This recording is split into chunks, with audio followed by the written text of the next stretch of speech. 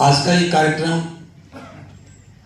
जिस रूप में आप देख रहे हैं, हमने ऐसा सोचा नहीं था।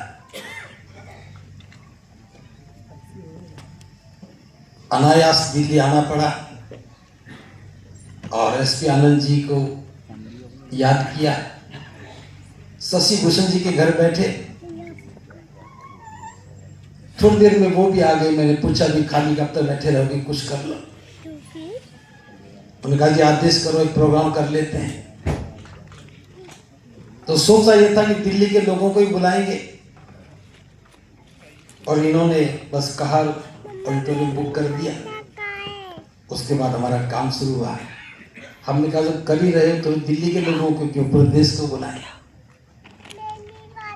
जब तक मुझे नहीं पता था कि किस लिए बुलाना है, और सही बात तो ये कि मुझे आज यहाँ आने के बाद ही पता लगा कि मैंने आपको क्यों बुलाया।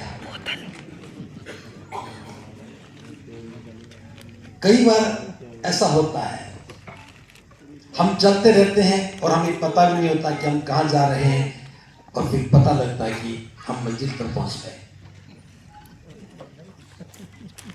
सभी लोग बाबा साहब की बात करते हैं, उनमें से मैं भी एक हूं।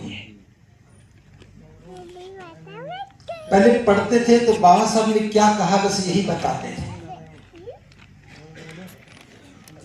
जो भी कुछ पढ़ा बस वही बताते थे कि बाबा साहब ने ये कहा, बाबा साहब ने ये कहा, बाबा साहब ने ये कहा।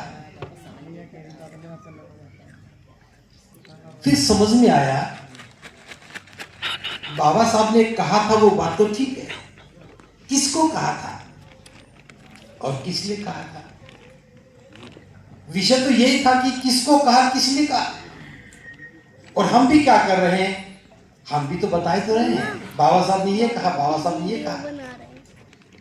तब समझ में आया कि बाबा साहब ने किसी को कहा था,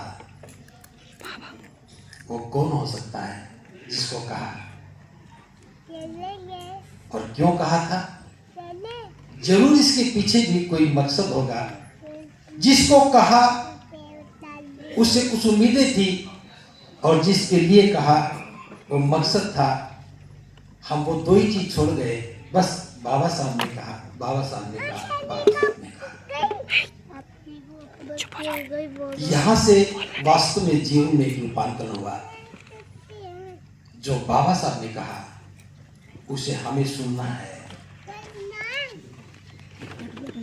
जो हमारी समझ में आया उसे करना